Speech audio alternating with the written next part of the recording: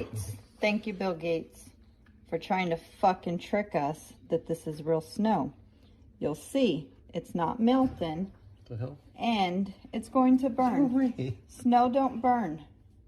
This book is no longer a parody. Campusland, a novel. https://tcofbhap7tjwn. For when Asherah woke up, he was in heaven with 72 virgins. One was Paul Ryan.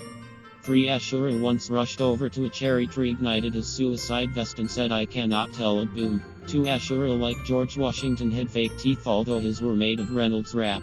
1 Asherah was known as the father of his country and would have achieved world peace if it weren't for Benedict Acton. Before you go all anti-woke on the fact that Apple Calendar does not list today as George Washington's birthday but does include holidays like Asherah celebrated by Sunni Muslims, a little history lesson and some fun facts which clearly you are lacking here. Educators making themselves more and more lovable. https://tcofbhap7tjwn0dni. I'm coming up on the Buck Sexton show on Wernie in minutes. So according to Merrick Garland, flying 2 planes into the World Trade Center was not terrorism, but flying a plane into the Pentagon was. If people disagree, they'll debate you. If they secretly agree with something but are furious with you for saying it, then they'll try to shut you up by any means necessary. Joe Sobran. Nothing creates more awkwardness than saying things people can't afford to admit they agree with. Joe Sobran. Conservative and very conservative respondents were the only ones in the ballpark. Why doesn't Biden bring the troops home? Are there any policies Democrats support that would not also be favored by America's most mortal enemies? They should have moved it to Texas.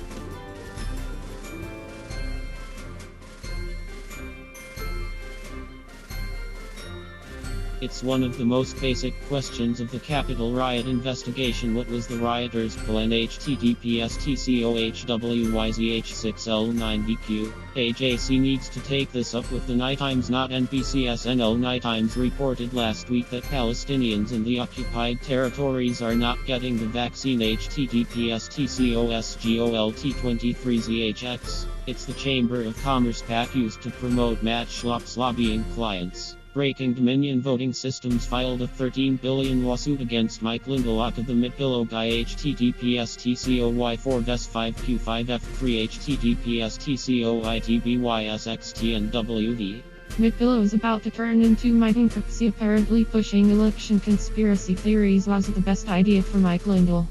Sometimes it's hard to believe people like this exist. https://tcongdawwyci. Man, what happened? I tried, man. He's 2-0. You can't impeach him. Impeach these nuts. They tried, and they failed. Yet again. If you don't think he's coming back now, oh, y'all are so dumb. So dumb. Everybody talking all that shit. Oh, he was impeached. He can't be president. Guess what? He was not convicted. He was acquitted. So guess what? My man's coming back. Kiss my ass. How those liberal churros taste now? Ooh, Biden's our president for right now. Let me say it again. For right now. But my man will be back.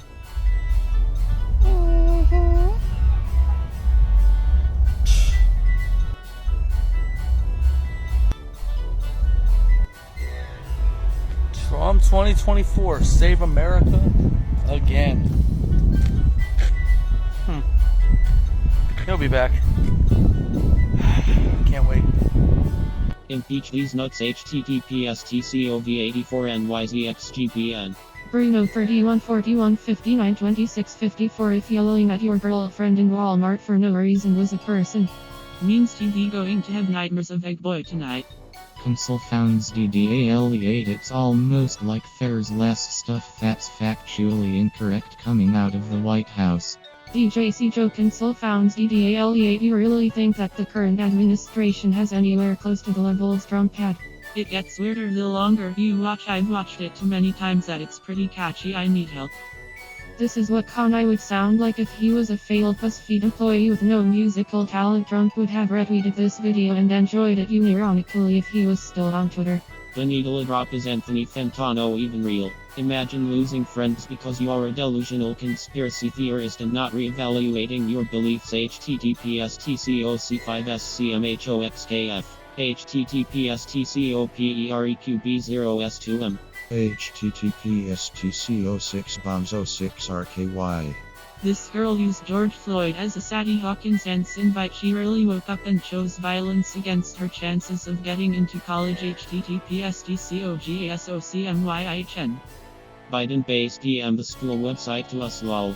Phil and CCSD will not tolerate racially insensitive behaviors that contradict an inclusive community and impact the school culture of our students. Her school is already aware. Still amazes me how people are stupid enough to do stuff like this and post it online. For her Family's privacy safety, I removed any information I posted that hasn't been included in news reports. Even if this is directly her fault, other family members and friends can get impacted and nobody deserves the risk of getting death threats. Mid-pack hit and check myself on public ascent databases and her address isn't showing up anywhere, although there's still the risk of a phishing attack, so I took it down for her family's privacy. Mid-pack hit and phishing. Scurvy Bones didn't release any private info, but there can be a domino effect. Some people online are crazy and will do unthinkable things. Want to reduce the chance of that happening. Turkenschmidtlab. Yeah, that's why I took it down. I can't control the actions of someone who wants to do something worse than alerting her school, and it's better to reduce the chances of that happening. LCAK Biden-based wasn't going to post the website, just going to send an email about it from my personal address. Mid-pack hidden. That's the exact reason I took it down. 1200000 might do it. Jack's son left headed up initially, but her school already knows. Don't want anyone getting SW8TTED over this. Is this what Paul Joseph Watson meant by the right getting better at comedy? So Lila Steve, I have right-leaning friends and I know for a fact none of them could even imagine doing something like this. She's for sure far on the right.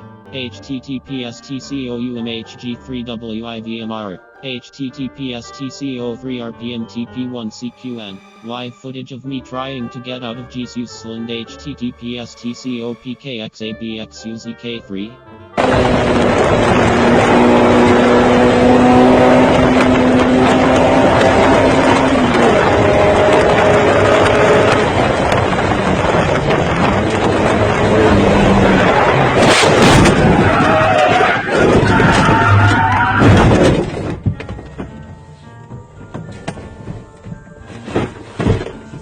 https://tcopmrq4vgytp. Josh Dutson Banks will almost always give you fresh bills as long as it's mostly still intact. I believe the bearer of engraving and printing will also. A lot of businesses that work with cash will mark bills in a stack for counting, and it doesn't invalidate them.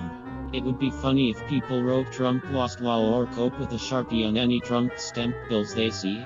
Bill Gates is now making fake snow according to conservatives in Texas beyond parody. https://tcoxj1gwdzcyx. Thank you, Bill Gates, for trying to fucking trick us that this is real snow. You'll see, it's not melting, and it's going to burn. Snow don't burn. Snow fucking melts. No water, no dripping, no nothing. If I put this shit in the microwave, it's going to start sparking because there's metal mixed in it. So you see that? No way. No melting. It gets harder. Try it again. It's not melting. It's not water. It's just burning. Put it closer. What the hell? New definition of communism just dropped. https://tcojv17hnckkdr. In case you forgot, Steven Crowder is very racist. https://tcoqntvwjqqsz. https://tcotk8civcf. VAUSHV. You either get your money up or your funny up. Very few can do either, and even fewer can do both. The right can't graffiti https tco 3876 pksm21 https tco kq5w8 osp9r. When you've lost even the crazies in Los Angeles, you're doing it all wrong. Parents are fighting back against draconian law school lockdowns based almost solely on union BS and not science. https tcovnowwjrocg. And racist Washingtonian MAGA editor mocked blacks and Hispanics https tcox3q and p6yibz. Resign Andrew Cuomo https tcoxxpm2rdcl3. Outrage only goes one way. Apparently the Muppets have now been cancelled. There's nothing these psychos won't destroy. Liberalism is a disease.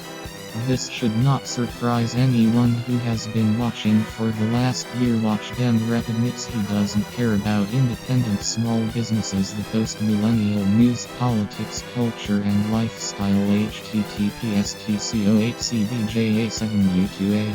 So the Supreme Court will allow the political persecution for Donald Trump by vindictive partisan Democrats to continue if they can keep a witch hunt against Trump going for years. Who can't they, and more importantly, who won't they do it? To my thoughts https tcotdo5qgrtnq. Trump was apparently really bad at being a dictator. Democrats, on the other hand, seem to be running with the dictator playbook bigly, and it should scare the hell out of us all.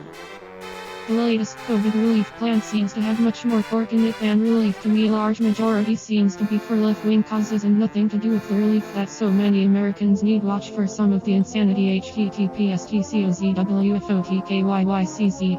Where is the media outrage? I've been told there is to be outrage when politicians don't let the special counsel do their work. Not that anyone's expecting anything out of them anyway, but still.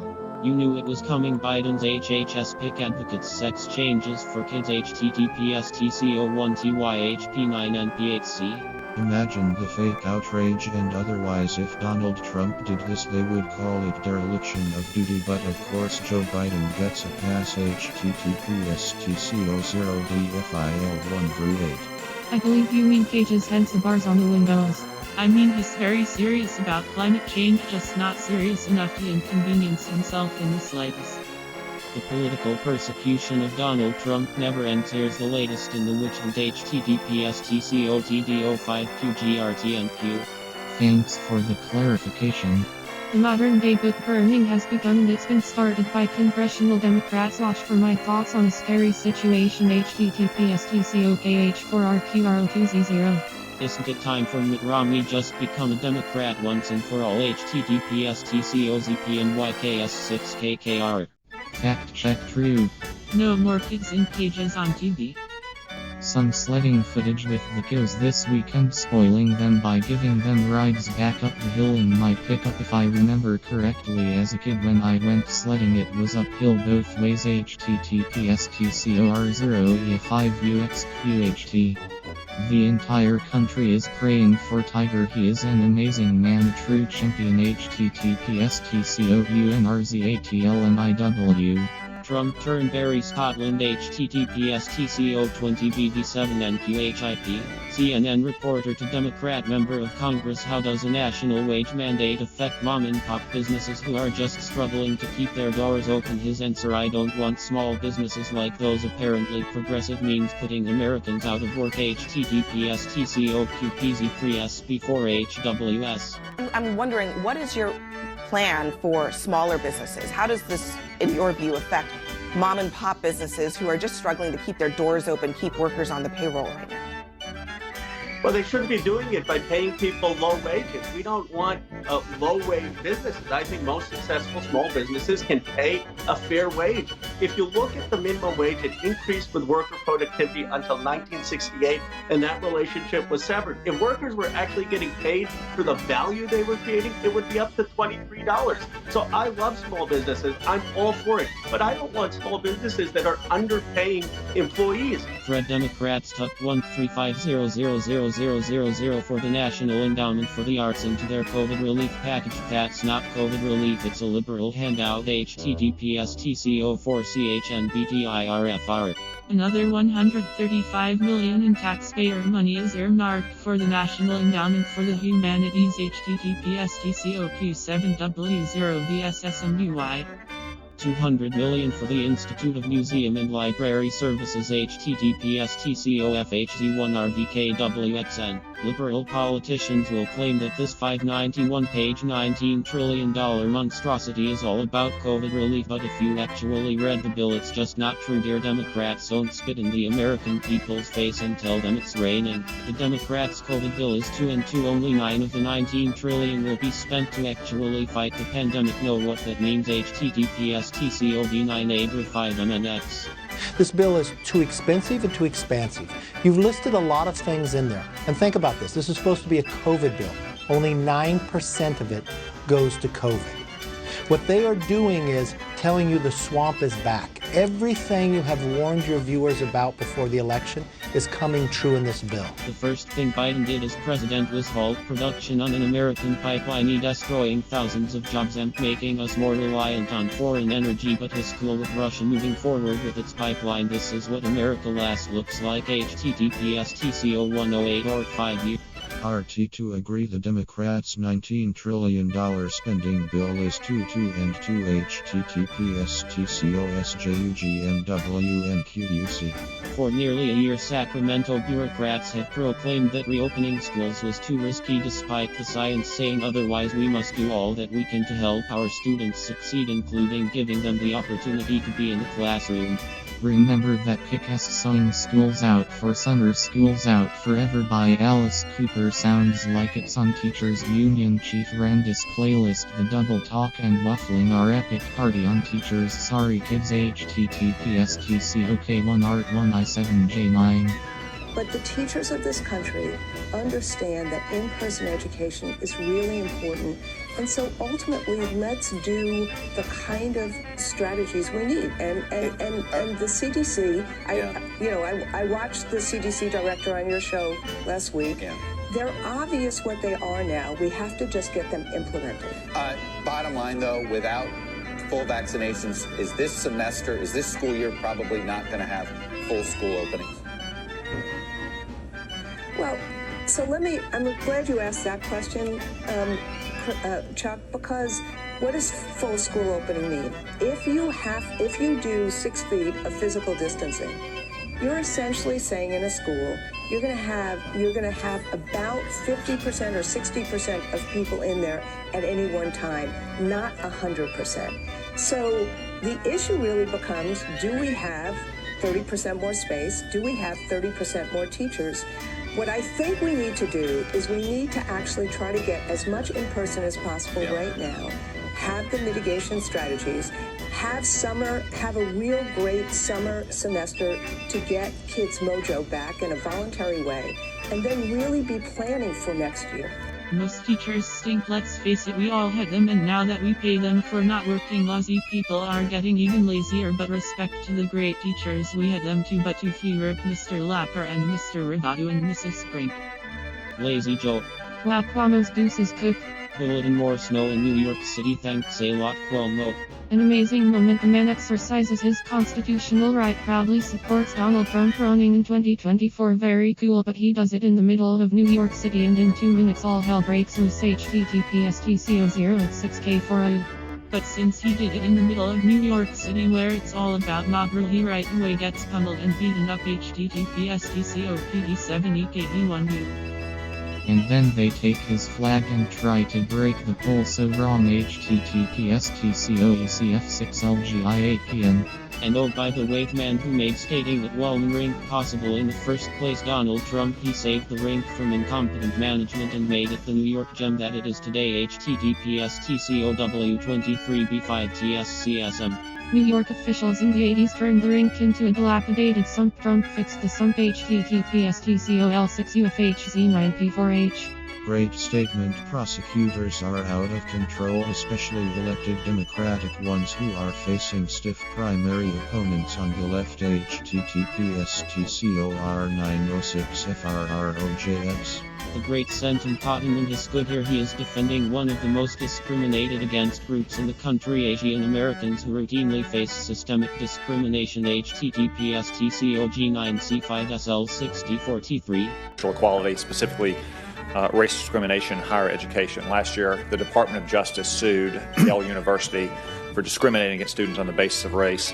Based on Yale's own data, if you look at one of its top academic categories when you control for academic achievement, the admission rates by racial category were as follows.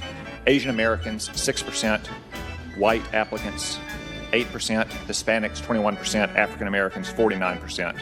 Do you think that evidence suggests discrimination based on race in Yale's admissions process? So again, my best recollection is that between my nomination and now, the department has made a decision about that. The case was voluntarily dismissed on February 3rd. It's no longer a pending case. So my recollection is correct. So these kind of cases obviously depend on application of the Supreme Court's opinion in the Gritter case and the Fisher case.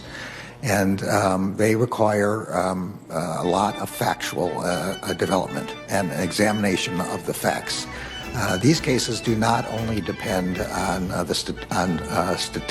disparate statistics, but on all the factors the Supreme Court instructed the lower courts and the government as to what kinds of affirmative action in higher education are permissible and which ones aren't. So I honestly can't draw any conclusions without knowing the facts of the case. So some of that Supreme Court case law about racial discrimination in higher education says that race can only be used as a plus factor. It can't be decisive in practice. It can't be a defining feature. It can't be the predominant factor. When Asian American kids are 8 times less likely to be admitted in the same band of academic achievement, you don't think that at least suggests a facial case of racial discrimination? Well, I think that's the question that you look at for the underlying facts to know. I don't remember exactly the words of the Supreme Court opinions, but they seem pretty much exactly, what you just said. You can't have a rigid quota. You can't have a fixed.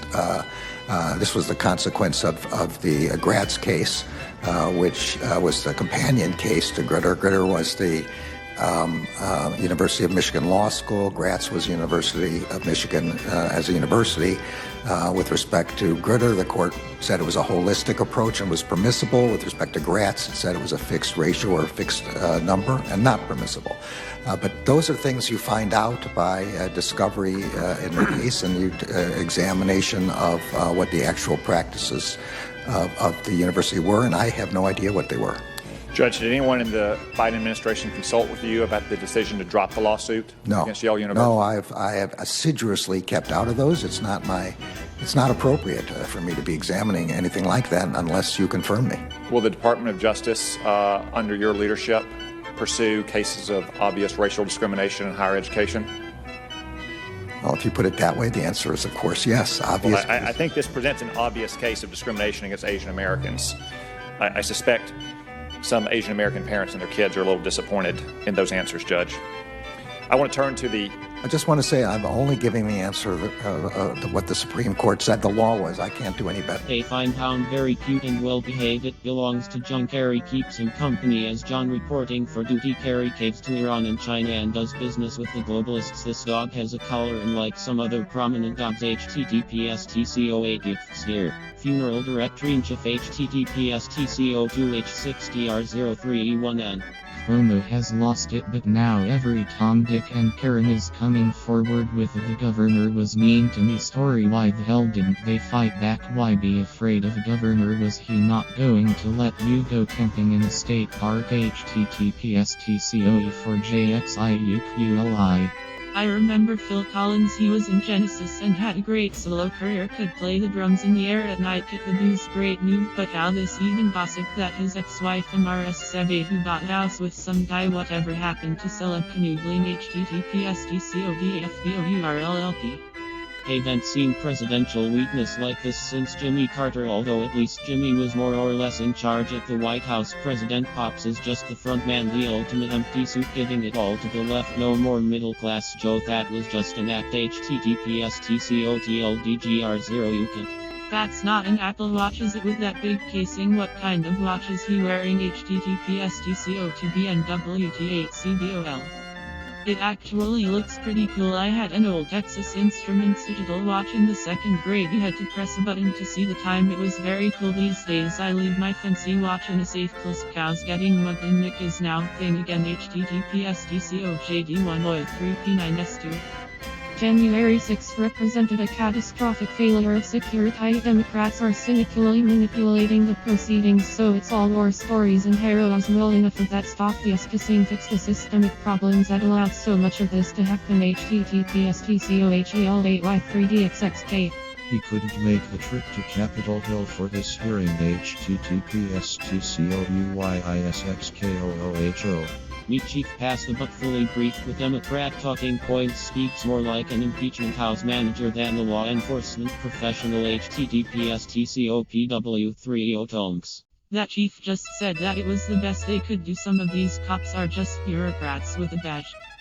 The chief just said Antifa had a role in the attack. Doesn't she ever get sick of politics? She's just trying to score points. This is another joke. https://tcoyptjvrps8. Ex-chief's son says he's never seen anything worse in that long career. He never got confronted by anyone with a gun or even a knife. This guy needs some toughening up. Ride the F train and Nick sometime. Not buying it, chief. They are all looking for an email solution. The solution is leadership. https://tcogeh2vtecg. The government response to just about anything is more government. These bureaucrats testifying on Capitol Hill are blaming the bureaucracy for failing them. In the middle of the crisis, bureaucrats go to the rule book. That's a good time to throw the book in the trash. Can never break the law, but these cubicle dwellers were bending over backwards following irrelevant protocol. Are these cops or accountants? As feared, a nice guy general is a terrible Secretary of Defense. https://tcoscproqntfh. Civil disturbance platoon had no riot gear. Classic absurdist bureaucracy. Should the W in white be capitalized? Stop saying 2 suicides are a result of the riot on January 6th, and why the hell isn't there more about the wrongful shooting death of Ashley Babbitt. Congratulations on your new job at the other real news network. Your youth doesn't seem worthy of a shout out. There are hundreds of thousands of military members between the ages of 17 and 21 younger than you. Some of them have commissions signed by the president. Bad news about Tiger Woods, wishing him the very best and a speedy recovery. https://tcoohqholkgjk. A true statesman, Roy Blunt, very effective at today's hearing about Capitol Police failures on Jan 6th. https://tcoidi9jglxmq. This is David Schoenth, brilliant lawyer who helped acquit President Trump in the Senate trial. He was amazingly effective. His whole family was involved in the president's defense. One of my favorite conversations. https://tcol0dlgwp3 at https://tcosf1rxcqucb. The Greg Kelly Podcast. Thank you so much. Rate, subscribe, like. By the way, social media and email are the most beautiful inventions. I know there are lots of downsides. There's lots of downsides to anything ever created. But it's a forum for such kindness. The messages that folks have sent about this show and the Newsmax show, I do see a fair amount of them. I wish I could respond to each and every one. They're terrific. Your kindness, your appreciation is so appreciated. And by the way, even those who are not particularly fond of my content, 9 times out of 10, they're great too. They're funny, they're interesting. They may not like it, but they're funny about not liking it. And, look, that's why I'm on social media. Not to find a bunch of people who agree with me. Well, that's a given. They're going to be there, right? You want some of that, but you do want the pushback as well. And I can laugh my head off at some of the most critical tweets. They're just geniuses, some of these folks. I want to tell you one other thing. I found a new way to stay really super organized. It's really working for me. I heard a long time ago that a wish list is... Oh, no, I'm getting this wrong. I heard a long time ago that a to-do list, to-do list today, is like a wish list. That's what I have to say.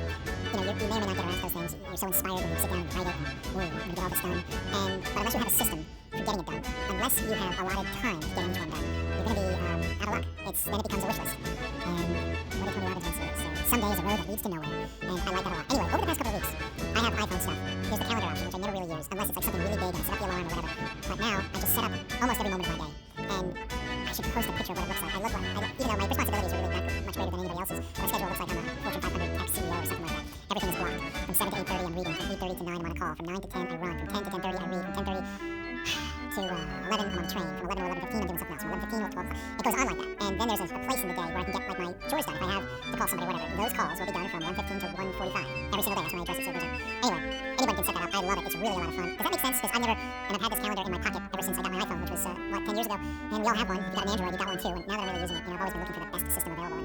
And it was there all along, at least so far. And I'm tweaking it. I haven't found the perfect schedule, but getting there. And it's actually, I woke up this morning and it almost felt like Friday, Thursday, Wednesday, like any other day, because I have almost like this muscle memory now of what to do, when to do it, which is actually good. And did I tell you I got this going on? This has been going on since before I got into the schedule, but I have now engineered my life to the point where Sunday nights feel like Friday nights. Friday night, everybody waits for Friday, and that's when we come alive, and that's when, that's what we've been waiting for. That's not how it works anymore. I'm as excited, even more so possibly on Sunday night, which used to be not very long ago, a night of dread and just worry and anxiety and this terrible emptiness used to consume me on Sunday nights. It started when I was in 5th grade, maybe, and then has basically been with me for years since. Engineering my life, and by the way, faith is a big part of that. It's the biggest part. Alright, today we have Charles Love with us. Charles Love is an author, an educator, and a cultural analyst. He is totally fascinating. I first heard of him this past summer, in the middle of the protests and riots surrounding the death of George Floyd. And it's this article I'm about to read from is something that he wrote. It went mega viral, and I asked him if I could read it. He said yes, and it goes like this. What Woke Whites Get Wrong About Blacks' Priorities by Charles Love, June 28th, 2020. This month's protest started out as a black movement against police brutality, but they have a different look now. In many cases, whites have taken over. They apologize for their white privilege, and in at least one case, wash black people's feet to expiate their collective sins. Celebrities, athletes, and corporate America followed suit. Portland's police chief resigned, asking to be replaced by a black man, and the CEO of Chick-fil-A urged whites to shine the shoes of black people to show a sense of shame. But why now? To find out, I had to hear what whites were saying. I listened to the white protesters, talked with my white friends, and read articles and social media posts. What I found was white people overwhelmingly depicting black people as desperate and defeated with no way to pull themselves out of their misery. I understand your point, the white friend said when I objected to his simplistic narrative, but don't you think blacks are being oppressed?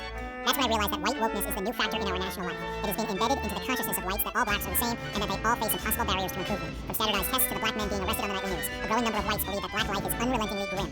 Most whites don't have many black friends to give them first-hand accounts of what their experiences are with racism. While most blacks do experience some discrimination or racial prejudice, it is rarely violent and it doesn't hold them back in a significant sense. The media give a distorted view of black life. We see this in the stories they choose to report and those they avoid. In 2018, police shot and killed 54 unarmed men. 22 were black. Compared with the percentage of blacks in the U.S. population, that figure looks disproportionate. But black people commit a disproportionate amount of violent crime and thus tend to have more interactions with the police. Every police shooting must be investigated thoroughly and fairly, but we should also demand fair and thorough media coverage of these shootings. It's telling that so many people can name some of the unarmed black men killed by police, but few can name any of the white men.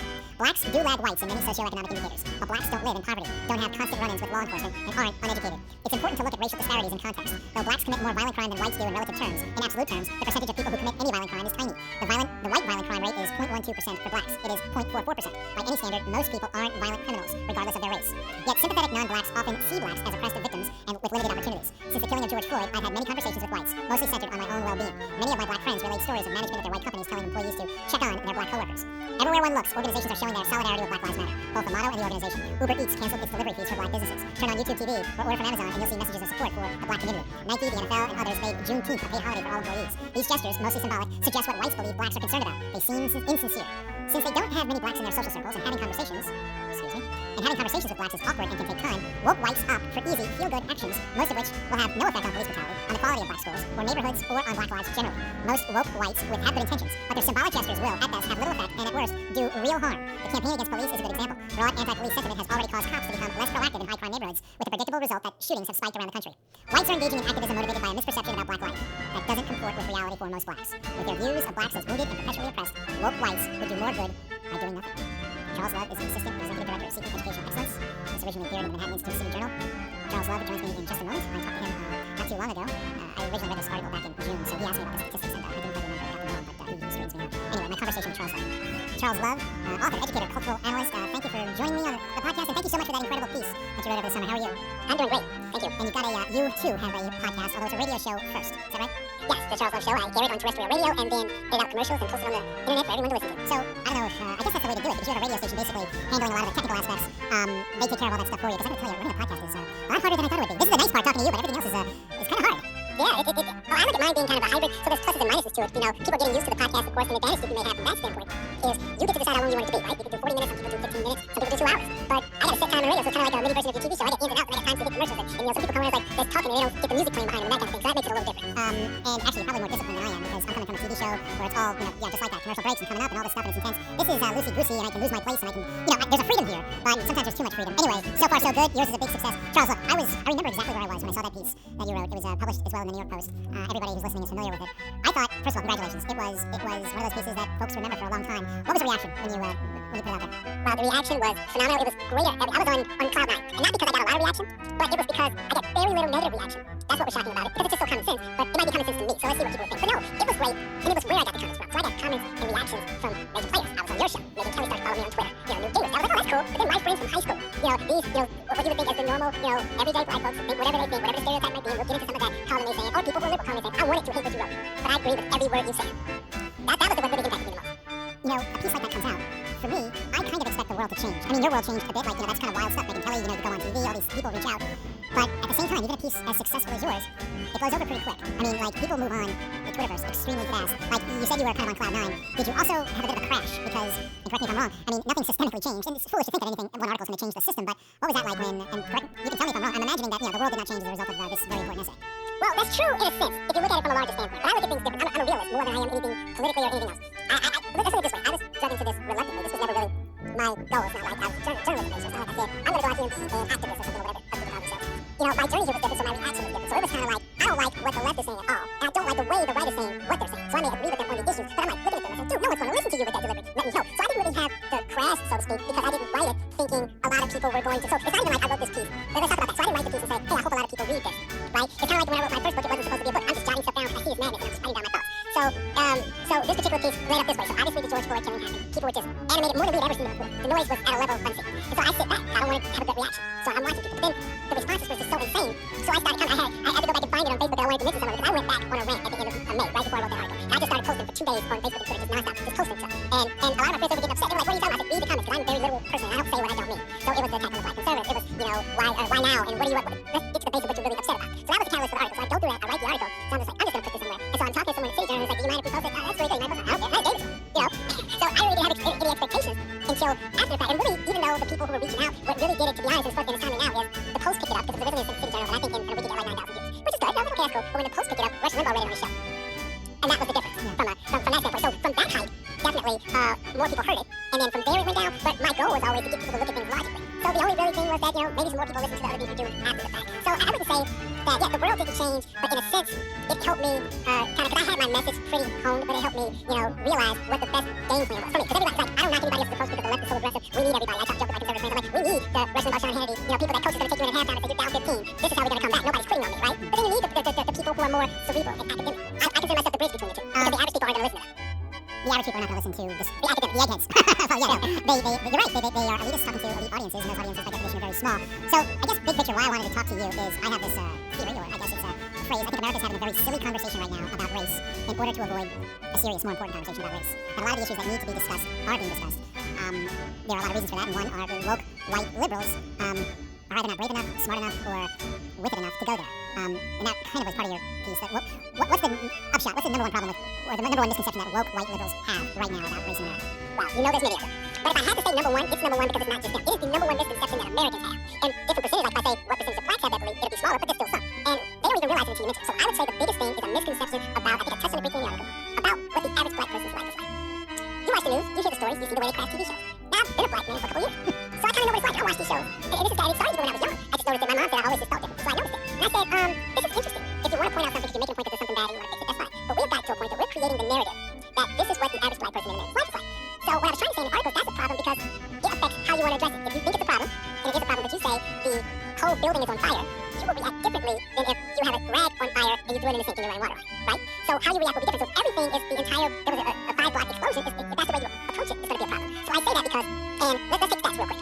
Everybody looks at stats, and the stats are what they are. And granted, people can skew them and leave stuff out and try to manipulate it. But let's take that away. But I say is, some people look at crime stats, and the average person, depending on their left wing or right wing, will say, see, you keep talking about police shootings, I'm sorry. There's very few of them per capita when you consider the population of blacks and the number of police on them. Wait, Charles, let me jump in for 1 second. You were talking about the average perception that white people have, and some black people have, of the average black person. And what is that misperception? Oh, that they're all either criminals, poor, or uneducated.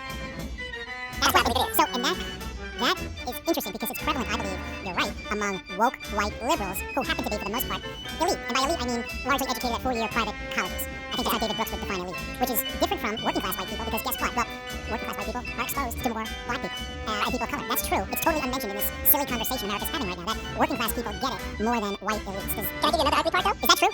It's 100% true, but let me give you another ugly part. Let me muddy your water a little bit more. So you're taking out the average black person, married a black married couple. They grew up in a black neighborhood, they know everybody in the family, all the family, they know black people, they know struggle. But now it's just like anything else. You grew up, poor, whatever, but you move up, you work hard, you move up. So because this stuff is getting deeper, and this is what I tried to yell at, because Julianne Moore is on TV saying all black people are being shot, because every movie, because Amazon says when you turn on Netflix, you can't watch Netflix without there saying stop shooting white people. You put it out there enough. I mean, the human mind is the human mind. It doesn't have a race. So it becomes part of the culture. So here's an example. And as a black person, you can do this more than most white people, regardless of what they're living. I talk to my middle class folks who are now in their 50s and they're successful. They're living the life that very few white people live, right? And they don't have all these issues. But if you ask them, they will sound like the white elite. At first, they'll say, well, the cops are shooting all of us. They'll say, well, they're hunting us down. It's the reason why, if you take logic out and add in emotion, it's the reason why LeBron James can guarantee and say all black men are being hunted. Well, whatever your view on the race issue in this country or what needs to be fixed, anybody's common sense to tell you every black man, LeBron James is not being hunted. We know where you are. So there has to be something to that LeBron James says that. And some of the people, I don't know about LeBron, but I can guarantee you some of the celebrities and wealthy black people truly believe it. Gary Clark Jr. said he's afraid to leave the house. He's a Grammy Award-winning artist. I don't think he's just saying that to be cool, but I feel sorry for him because no one's after him. But he believes it. So I continue the conversation with my friend, and they'll say, yeah, race everywhere, cops this. And that's okay. You're 52 years old. Last time you've been profiled. I can't remember. 10, 12, 13 years ago. What about your friends? What about this? And when they think about it, and they're like, you know what? This is not it. Why am I thinking this? But they're not going to think that if we're constantly telling every time you see the news and every movie you see is telling you that, then they believe that. So that's the problem with the stats. That's why I was going with the stats. The stats may say it, but it's like the Richard Pryor skit where he cheated on his girl, and she's like, I saw you cheating. He's like, who are you going to believe? Me or your lying eyes? That was a Richard Pryor line? Yeah, from Lavender Sunset Strip, I think it was. So, alright, but let me ask you this. Netflix and the TV shows. I mean, the TV shows that you and I grew up on, say, Starsky and Hutch or whatever. I mean, like all that stuff where the prototypical bad guy might have been a black guy. That's not happening anymore. There's been like a huge shift, and maybe it's probably for the better. But, Netflix, probably more than anybody, they're totally revamping the roles and race, and they're addressing stereotypes. I think this is both good, and also it's gone a little bit overboard. You watch a commercial these days, almost all the couples are racially mixed. Have you noticed that? I mean, Joe Biden. It's okay for me to say I've noticed it, and Joe Biden said the other night that he noticed it, and nobody's better than I. Do you think, first of all, what are your thoughts on this reimagining of black characters in entertainment? Is it good? Is it bad? Is it neutral? What's the deal? It's definitely what you said is true. It's happening. It's intentional. It is an overcorrection that the goal was, every black person on TV can't be a criminal or whatever, but now they overcorrected, and it still goes through a perception problem. And you're going to have everything you do in Hollywood is painting a picture, and you weren't trying to get a reaction. So you're going to create a belief in something. It's not like, I don't get it. It's not like it's going to make people say that, wow, this must be what, because it's confusing to what they're saying. They're saying all black people have these terrible and miserable lives, but you want to show all these black people in an attempt, obviously, to show them in their best light. But now on TV, everyone's running everything. I talk about that in my book. I watch TV shows now almost as social analysis, and I look at every TV show. I watch a lot of procedural crime shows, and every show has a black lead. So it's the FBI director, the fire chief, the police chief, the mayor, the governor. They're all black. DNI, they're all black. Are they black leads, or are they black just like, are they black characters, or black people filling prominent roles like the mayor, but the show is really about the detective? Like, yeah, it's kind of like Chicago PD unit, right? So, yeah, you make a good point. So like, they have, in most of them, the main, they're not the main characters. So take Blacklist. Blacklist is not about the criminal Ray Reddy, right? So Raymond Reddick is there, he's James Spader, he's not black. But who's running the FBI? Right? Blind Spot was about the woman that they found in the bag in the middle of New York, in Manhattan. But the FBI director there was black. So do you think that's a little bit of and there's a hell of a lot of this going on across society, and that's been happening in Hollywood, virtue signaling. It's like, okay, we're gonna carve out these minor spaces for these people of color so we can keep doing our own thing. I think that's been going on for a long time. Now you see the lead roles themselves being occupied by people of color. And again, I think a lot of this is great. I do have a sidebar I want to run by you later. You're certainly noticing that. For instance, like Black Panther came out a couple years ago, and that was a major moment. That was fantastic. I was, quite frankly, a little uncomfortable that so much was being made of this guy's black. I mean, what do you think of the phrase that I hear a lot from young people, but really from advertisers and politicians? Finally somebody who looks like me. It's great that Kamala Harris, I'm a young black girl, and I see Kamala Harris as vice president, and finally somebody looks like me. Does that resonate with you? Do you like it? Is it a healthy thing, or not so much? It, like most things, is a mix. I get it. I'm not a big fan, not because I don't understand why some people like it, and not because I don't want to have something against someone who looks like whomever, myself or someone else, and it looks like me or whatever. Having someone in a particular role. What saddens me is because what it tells me is that someone, a teacher, a parent, a religious leader, or someone in their past failed them, right? Because what it's saying is, somehow they got the notion, whether directly or indirect, that they can't be a lawyer, an engineer, the president, or whatever this position is, unless they see somebody in it. So because what's the difference between a black kid having a strong family and wanting to be a cop because the neighborhood cop was a really nice guy and he was white? Unless somebody tells them you can't do that, I don't see why they would think that. I never had that when I was growing up. I mean, I grew up in a majority black neighborhood, so I saw people who did everything, and I appreciate the fact that I know every black person doesn't see that. But my dad would never let me grow up thinking that I couldn't do anything, or thinking this job is for white people, this job is for black people. So it never even crossed my mind that I couldn't do anything. So I get that it may be helpful for some, but it's most helpful for those who were lacking that adult in their life who can put them on the right path to begin with. Because I guarantee they were coming from a strong family who was supporting them, who got them a great education, but told them that the sky is the limit, you can do everything, you can do whatever. Because if you're watching a guy and he's playing the cello and you loved it, and you just fell in love with the cello, so they taught you cello and gave you lessons, the likelihood in most orchestras that guy's not going to be black. But they take you under the wing and they take you out and they take you to concerts and they cultivate you because you like it and you fall in love with it. Your parents never telling you, hey, do you notice that they know there aren't any other black people? They don't put that race thing on your shoulder. It's not going to stop you from playing cello. You said several things there that I'm glad I asked the question, and that's very interesting. Very interesting, and I'll run this by you. When I hear it, quite frankly, breaks my heart a little bit, because it says to me that you can only be inspired by people who look like you. And by the way, just because somebody is white, for instance, Joe Biden does not inspire me. Because he's a white man. Now, I understand every president's been white, except for the 44th president and that kind of thing, so you could argue that I've had all these role models. But truly, outside of my father, one of the most significant role models in my life was General Colin Powell. When I was in college, I was struggling academically, and he was the chairman of the Joint Chiefs of Staff. And I liked him for a couple of reasons. Number one, he was also from the Bronx. I was going to college in the Bronx. He went to a non-elite college. I was going to Fordham University, a private four-year school, but definitely not elite college. He joked that he liked White Castle. There was an outsider status about him, and a, kind of like a local hero. And those are the reasons why I really liked him. And also, he was a White House fellow. My father had applied for that program. He became a finalist, but he never became a White House fellow. And he struck me as just a really interesting, accomplished man. Again, the White Castle thing is probably what I like about him most. And he was Jamaican, and like, it really pains me when I hear it. Sounds like it's such an inspiring thing, but I think it's just creating more and more division between us. That someone has to look like you to be an inspiration. Well, you're talking about the race piece, but I have a problem with everyone. It's fine for a moment, but everyone going through life, living their life vicariously through other people. So other people who I don't know, their successes are my successes. And in a sense, they're saying their failures are also you're taking on their failures, right? That's the reason why we have what I call selective empathy. I have bringing it back to the article and Floyd and all that. I sit back and watch people, again, I analyze people and find it fascinating that people decide to write a sign and take to the street over the killing of someone they don't know. Now, I can see you saying, I saw this on video. Doesn't look right. I hope they bring person X up on charges. But to say, I am going to stop my life to focus on this thing and change, and I want to change my life because of this. Granted, it's because of all the other ways that's happening every day, which is not. But it seems to me, when we talk about selective empathy, I usually use an analogy. And I tell people when they say, well, you're just heartless and you don't care. I say, well, this is one of the, there's 3 or 4 ways that I say, these are my examples that I know that there's a God. And one of them is the control of empathy. If we all, most of us, are normal, caring people who really care about other people and don't want to see anyone hurt. If we had unlimited empathy that we could not control, we would never get out of bed. So I say, you see what happened to George Floyd, you think that that is bad. That's fine. Having an emotional reaction to that is okay. But going to that level, I ask you this question. There's still varying degrees of you have a limited amount of empathy.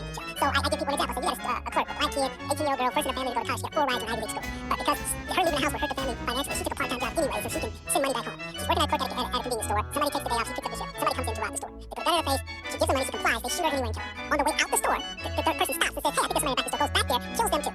It's leading the news one night on a Saturday night. You're getting dressed to go to your friend's birthday party. You put on your clothes, you hear it, you hear that, you get dressed, you go to the club. What is the average person's reaction? They go to the club, they ask the person, did you see the news when you were getting dressed? No, I didn't see it. They tell them what happened, they say, that's awful, and then they go to the dance floor and then they buy bottles. And that doesn't make them an evil person and no one can tell me I'm lying. That's what happens, correct? Yep.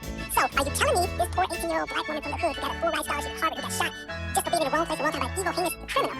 But you don't spend as much empathy on her as you do, or the person who's been, human trafficked, or the innocent person who did X, Y, Z. You don't care as much, have as much empathy for that person as you do somebody with a long criminal record, but he was wronged by a police officer. So explain that to me. You see what I mean? My mind was differently. Oh, it's fascinating, and what a great example. Although I would say this, if that happened, a young woman shot at Harvard, I don't know if it was a woman you mentioned or not, I had a woman in my mind who was working at a convenience store. I mean, has that ever happened? People get shot at convenience stores. I would just say, I don't know if they have to be the 18-year-old black woman. Going to Harvard, it could have been, right? That story right there is a big story. You know what I mean? Like, if that actually happened. Oh, really? That was a story. It's a story. Story, but it's not people on the street. Maybe, yes, you're right. No, point taken. I totally get it, and you're right about the club. Yeah, that person stopped for 5 minutes at the club. They stopped to say, maybe the really nice people said, let's have a moment of silence for the girl that shot. And then they went out to celebrate the birthday party. Which is I'm not saying they have to stop their life. Right, no, there's nothing wrong with that. That's the way, and you've got to be selectively empathetic, and I get that. It actually reminds me of a story I once heard. A woman at a dinner party said to me, I can't remember the context, but she said, it's much easier to call for change in others than it is to change ourselves. And that's kind of the George Floyd massive turnout, which, by the way, that case is arguably more complex than we've been led to believe, and I was initially led to believe, and I initially thought. I'd like to talk about that in a little bit. But first, do me a favor, where were you born? Gary, Indiana. Born and raised. That's where the Jacksons are from, right? Yeah, I never heard that before. Yeah, you always hear that? The Jacksons, I throw out the other ones, and everybody says, the Jacksons, that's pretty much what they say, but people, the older people, the younger people would know, but Ron Kittle was from there, Carl Malden was from there. Carl Malden, the actor? Yeah. It's funny, Maya Zumwalt, the person who produces this podcast, I think you're in touch with, her grandfather was portrayed by Carl Malden in the movie. Her grandfather was Elmo Zumwalt, the admiral, famous admiral, and Carl Malden, the American Express guy. Anyway, growing up in Gary, Indiana, how many brothers and sisters do you have? I have 2 brothers and 1 older sister. Where'd your parents? I'm the youngest. You're the youngest, and where'd your parents do? My mom was a housewife, and my dad worked in the mill. What kind of mill was that? Steel mill. Yeah, Gary was supposed to be the city of the future. What did you like in school? What subjects were you best at? Easily math. I was an unfortunate student in that I was hurt because things came so easy to me. So I didn't learn to study till I was about 25. You were, I was not, I didn't have that problem.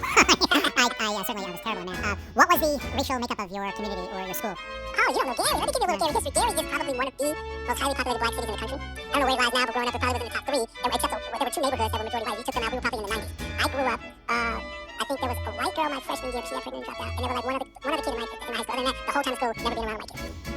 Okay, where did you go to college? I like that. I dropped out of IU. I went to Indiana University, and then, Bloomington, and then I took a long pause, went to restaurant business, and went back while I was in restaurant business and finished my degree while I was working in restaurants. But that's where I went after school. Can I ask you, Indiana University, great campus, at least as I saw it in a movie called Breaking Away. Did you ever see that movie? Yes, about the bike guy. And so, why did you drop out? Like I said, I think that, I wasn't ready for the discipline because of school, in the sense that, like I said, I never had to study, and we didn't have the whole thing now. Like I hear the schools where they say the teachers are all focused on the test study for tests. We didn't have that when I was in school.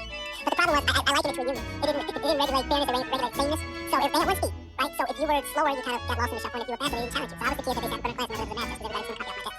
But I wasn't challenged, and I'm 16, so it's not like I'm asking to be challenged. And they did not, so, I would do all my homework in the class and never take a book home. So I never had, I struggled with studying for a while. So, when you are now competing with, at a different level with other students, I'm like, I gotta come out of class and, work on this for 3 hours to get it. It took a while for me to get to that point. I had to mature Sure, a little more, I guess. And okay, so the restaurant business, college degree. What was your first job outside of restaurant thing? Once you got your degree? Well, I worked in a restaurant industry for 20 years. Oh, wow, that wasn't a fly-by-night thing. No, I ended up, staying there, working for chains, managing restaurants, owned a restaurant before I got out of the industry. The collapse of 2007 and 8 really ended my restaurant and getting married to somebody working 9 to 5. Like, stopped working nights and weekends, but that was in the industry for a while. I always wondered what it was like. Like, there we are, enjoying ourselves, having a nice time. Going to a restaurant is still kind of a special thing, and you see people, like, they're working. It's their job. It's like their Tuesday. It's not a special night. And, I don't know. I mean, obviously you guys like it. There are all kinds of benefits, right? I mean, you have to get up early. It's like Mardi Gras. It's built for the young, and the career, and the industry had to kind of recreate and adjust itself, because if you're young, especially, if you didn't, you want an office job, it's like an ATM, you can make cash, you make good money, but, the hours are long and all that kind of stuff, so when you're young, you don't care. But what happened, the industry started to see that people would do that for a while, love it, but then when they hit their early to mid-30s and they started to settle down, they would leave the industry because the hours were too long. So they had too much turnover, so they started to, so now most of these big restaurants have limits on how long the managers work, which is still longer than normal. So probably like, they got 50-hour shifts, 45-hour shifts. When I was working there, I mean, most people were working 55 hours, 60 hours a week. What about, and then they get off and then they went to party. Yeah, that's a hell of a life, that's intense. What about, I heard that managers, one of the big things that you gotta look for is theft. Is that true? That thievery is one of the biggest banes of the restaurant business, and you gotta keep your eyes out. Oh, it's not even close. I used to go to my employees and say, I know you gotta steal, we need to put a limit on how much you steal. That's how bad it is. I mean, your bartender is going to give this for a draft beer every once in a while. But you're consider him a thief. You consider him a thief if he does it every day, or if he's, pouring people shots with the good liquor. He's gonna give a regular with the good liquor. That they still play that game? Like, here's on display, there's good liquor, and then it's really... No, I'm saying he's gonna be giving that away to his friend. You're like, I'd rather you give your friend an occasional draft beer than to be pouring him, single malt all night. Because, I mean, it's just a nature thing. People are gonna buy somebody a beer, they're gonna buy a regular beer, they're gonna buy a girl they like a beer, they're gonna give it. So, technically, it's that though, right? So yeah, it's pretty bad. It's just, it happens, and you find a way. I remember taking over a restaurant GM, and they were losing money, and I walked in on my first day with a padlock on the freezer. Every day we would do a pool, I would then put on a list, I would then lock the freezer, and the freezer would be locked the rest of the day. You need something because you have a busy night, you come get me. That's how bad it is. Let me ask you this. In that business, you hire a lot of different people, right? Yeah. Mm-hmm. My father has hired a lot of different people in his life. I don't know if he'll mind me saying this. I should ask him. But he told me that hiring people is basically, at the end of the day, a bit of a crapshoot. That somebody can make an impression in an interview, positive, whatever, but you just never really know how they're going to work out. Some people surprise you negatively and positively. There's only so much you can do ahead of time.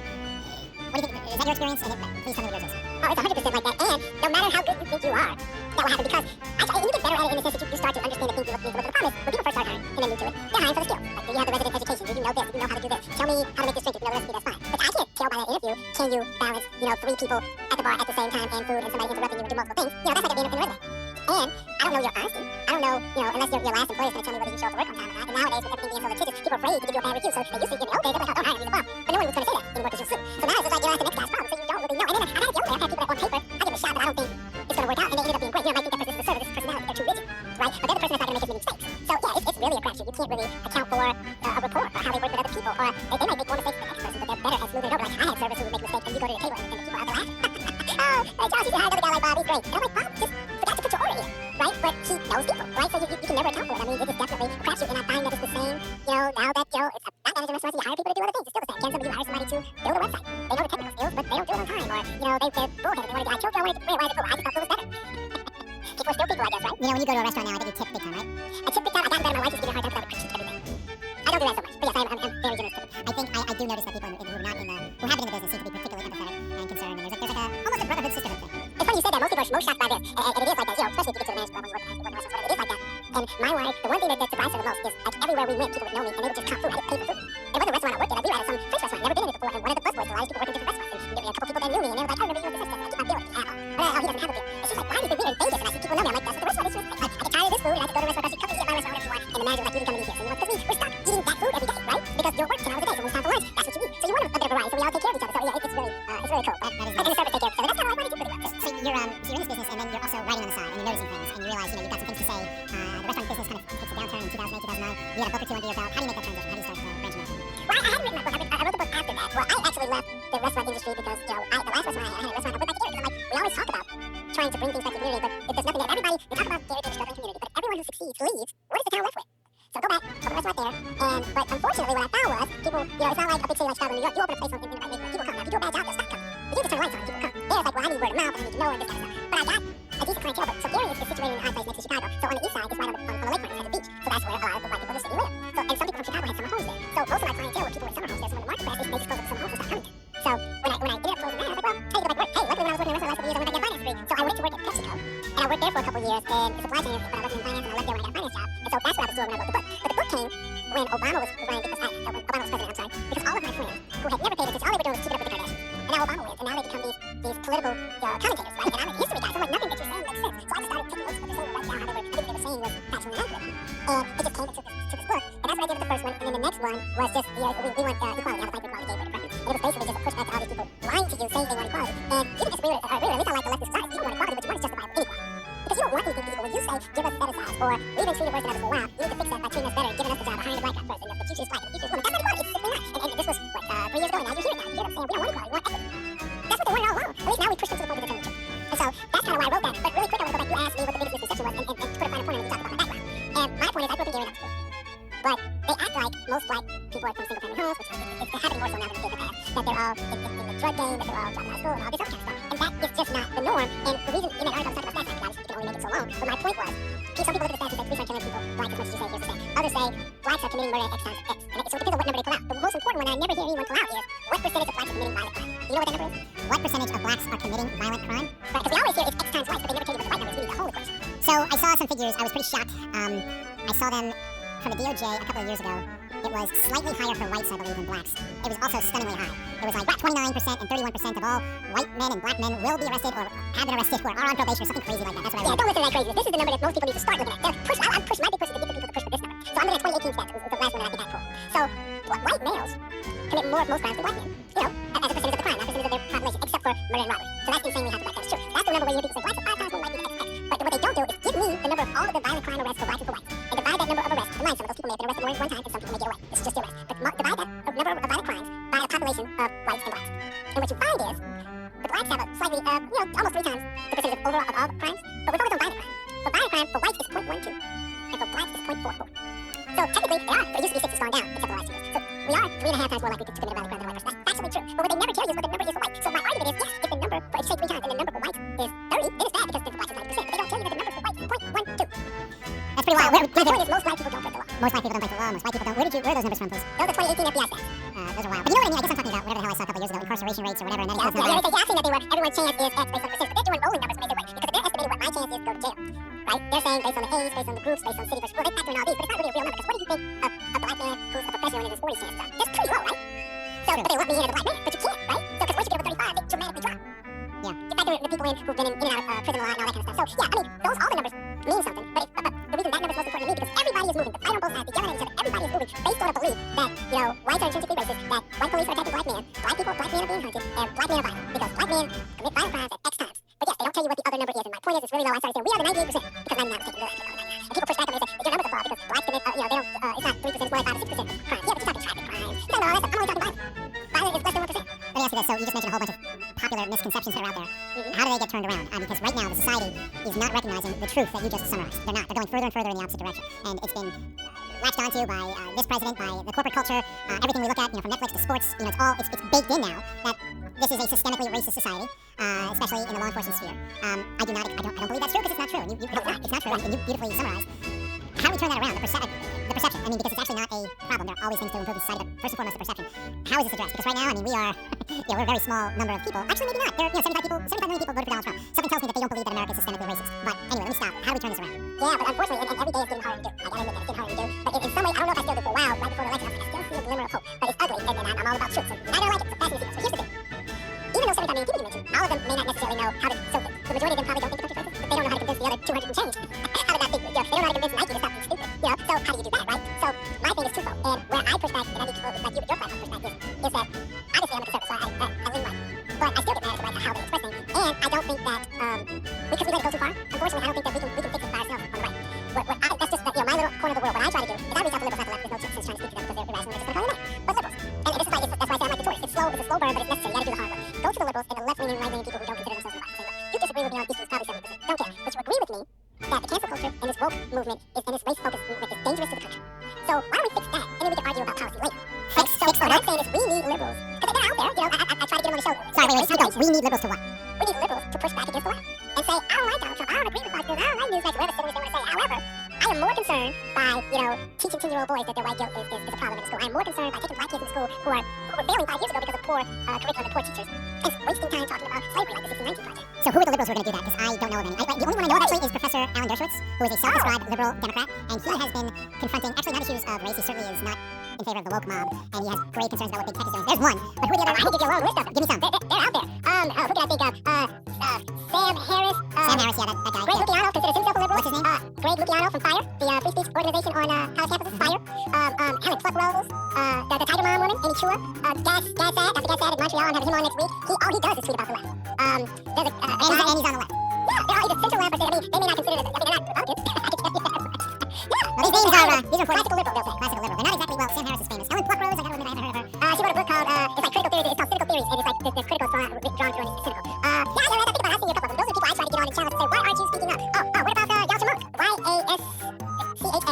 M-O-U-N-K. Who is it? Would you say your name, please? Gotcha? Oh, I thought you said now say tongue for a moment. I'm like, well, let me run this by. I have a feeling that there is an unusual and unique alliance that can be forged between people of color who have actually and legitimately been oppressed and discriminated against, and some working class white people who are feeling the sting, possibly for the first time ever, of being judged for something they can't control, and that's their race, that's their ethnicity, that's their orientation. I have felt that, quite frankly, in the past couple of years. I've expressed this out loud, not often. The reaction has been mixed. One Hispanic individual who I know and love dearly, and another African American individual who I know and love dearly were perhaps the least sympathetic, and they said, now you know how it feels. I quite frankly thought so too, but it is, we didn't have it. Look, forgive them. I mean, they didn't walk in my shoes, just like I couldn't walk in someone else's shoes, although in a weird way, what am I trying to say here, dude? I'm trying to say that I have a unique and a new empathy for anybody who's been discriminated against based on things they can't control. I may not have paid the price that they did, certainly never was physically harmed, thrown in jail, but I know what it feels like a little bit, and it's terrible, and it stinks, and it's bad. And I don't know if there's something there between, is there, or am I just shut up? Well, no, it is, but the problem is not with you. The problem is with the person who's willing to say, now you see what it feels like. What is wrong with you? I mean, we know about the nasty and racist and evil and vile and violent history of the world, that's America, but that's happened in the past. And you want to say to people who have nothing to do with it, now you see what it feels like? How does that bridge any gap? I mean, no one's going anywhere. Nobody's going back to Africa. Nobody's going to Europe. Nobody's chopping up the country, stop being a 4-year-old. So it's not happening. So you have to exist with these people, these liberals and these conservatives and these white people and these Jewish people and these women. You have to exist with them. So you think because you tweet something mean to somebody, you got something over somebody, that when you go to the gas station and because you need gas and you run out of gas, that kind gentleman who helped you might be one of those people you don't like? I mean, that's silly. And what they're doing, that's why my big push is to get people to understand, because black people know it. Some of them may be in different lives because it's not happening to them, because, we're all about self-preservation as humans. But they know that what BLM in 1619 pushing is 1950 Selma with different with a skin color swap. They know if it's wrong to say only blacks can go over there, it's wrong to say only hire blacks. They have common sense. They know that. They know what this push is nothing but racism. They know BLM is a lesbian and trans organization that has nothing to do with weak and black men. They know that BLM has gotten $100 million and they have not spent $4.36 in the black community. They're not stupid. Right? I got friends who still live in majority black neighborhoods that are like, yeah, I've never seen BLM around here anyway. They never done anything. So why are you giving them money? It's the corporate people that don't get it. They get it. The problem is they're saying, well, nobody came to our defense, so why should we come to theirs? First of all, what defense? Nobody's oppressing you. Are there things that are unfair? Yes. But the biggest way to get out of it is education, which is why I focus on that. Why aren't you focusing on that? It is not, in today's country, it is not Republicans or white people who are failing your schools in Chicago, who are causing this high dropout, who are teaching your kids. So what they want today is they want the white kids to learn the code and the black kids to learn about slavery. Okay, in 20 years, who do you think is going to be better positioned for a career? You're not doing anything to help. So I say focus on STEM and stop worried about the other stuff. Focus on your house, right? Focus on your kids. You have a household where you think you're making fun, or a neighborhood where they make fun of you for how you speak, and make fun of you because you speak proper English. Why you sound like you're white?